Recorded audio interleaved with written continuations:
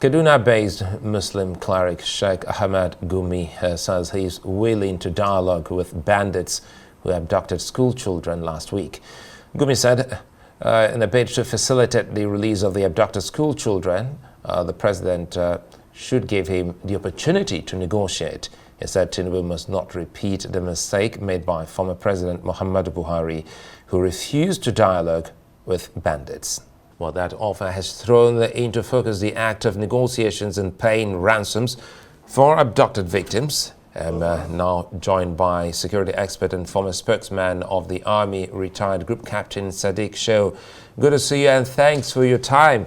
Well, let's talk about what's at play now. This is we've been here before and we're back again 2024 to the same issues of kidnapping and negotiation. Going by what Sheik Gumi has said, what do you think Nigeria should do at the moment to see if we can get back our children? Well, talking generally about kidnapping and hostage rescue, whenever, the best option for the defender is to ensure that the bandits or the kidnapper has not taken hostages. But once hostages have been taken, then the issue of negotiation cannot be ruled out.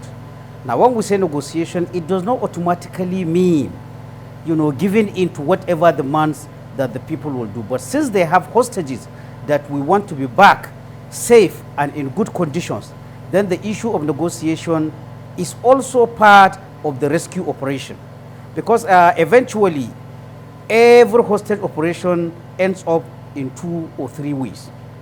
First, it could be a negotiated release. That is where the kidnapper has met some conditions and the conditions have been met and then he releases the hostages.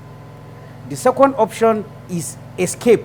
Sometimes it is possible that the hostages themselves, though this time around we are having a large number, it is improbable that all of them will escape. But if it was a fewer numbers, we could look at the possibility of escape. If escape is not there and negotiated release is not there, then we talk of rescue.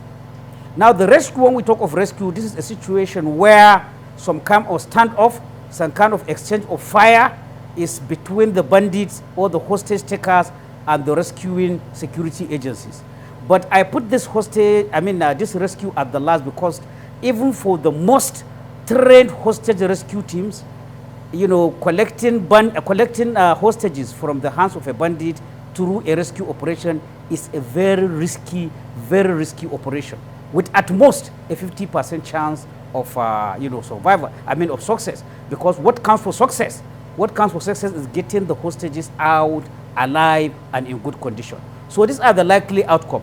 Now, whatever options you are going, as soon as the hostages, as soon as the hostages are taken, the first issue is that the hostage takers will they will connect, they will contact either government or relatives. So from there, negotiation goes. Now, like I said, negotiation does not automatically mean you are giving in. But as negotiation is also going in, it is also giving time to the security agencies to decide what other options are there.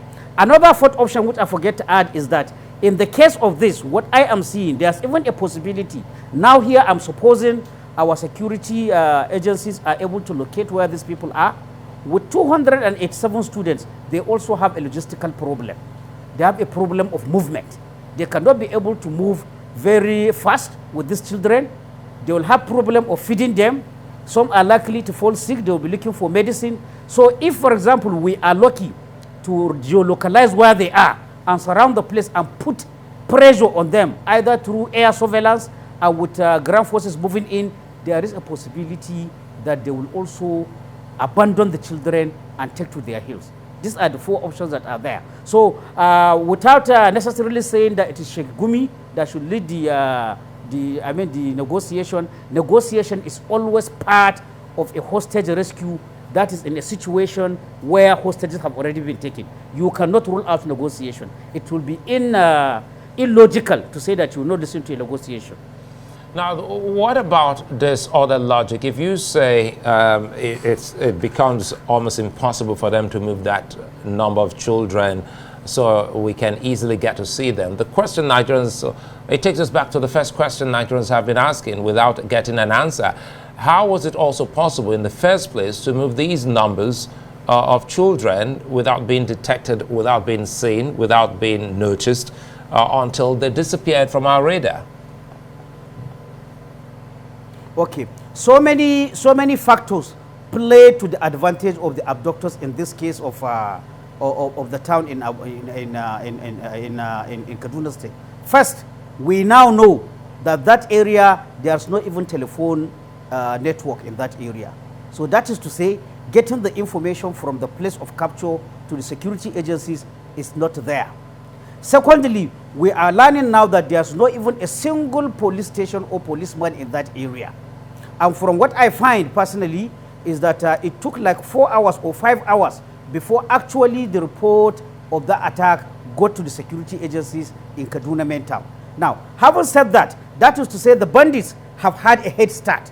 But again, given that they are moving with 280 children of between 5 to 18 years, as we are told, given the fact that they are moving across country, it means they cannot move fast. So even if they have had that initial advantage of no communication, no police station, no any military near the place, even if they have had a head start, that should have helped our security forces, you know, to catch up with them.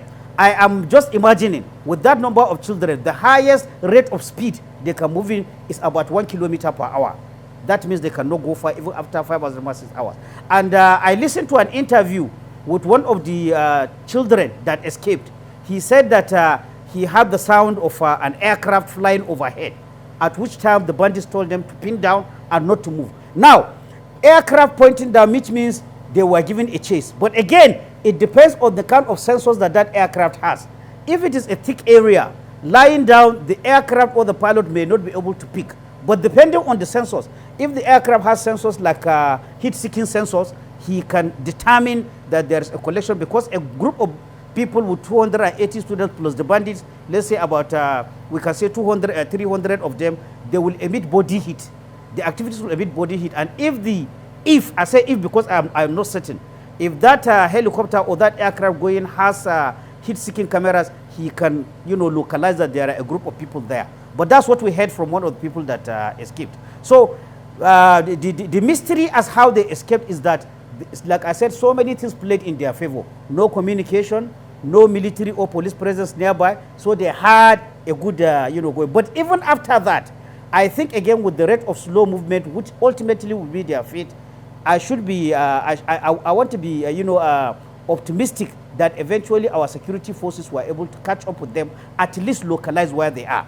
All you need to do is to cut up our exit points from that building. Again, we heard from those that escaped that even the bandits themselves do not have food, because we have one boy talking with BBC Hausa saying that even the bandits were eating leaves and other fruits from the bush. So definitely it means in 24 or 48 hours they will look for food, they will look for medicine, or they will look for a way to go out of the bush. Even if not all of them, they will send some people to go and scout for food for them.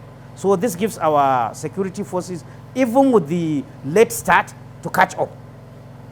Captain Sadiq, before I let you go, if we can do this in a minute, would you subscribe to Nigeria engaging anyone who is very good in such negotiation with the bandits? Well, yes, you are making a very good point, because even the negotiation, there are people that are trained. A negotiation for release of hostages is not an all-comers affair. Even countries where they have police forces or military that are trained, the negotiators are well trained. They are good in psychology. They know how to, you know, even exchange words with the hostages. So it is not an all subject. So now that this issue is becoming a recurrent, I think it is high time, related to this question, that we have a hostage rescue unit.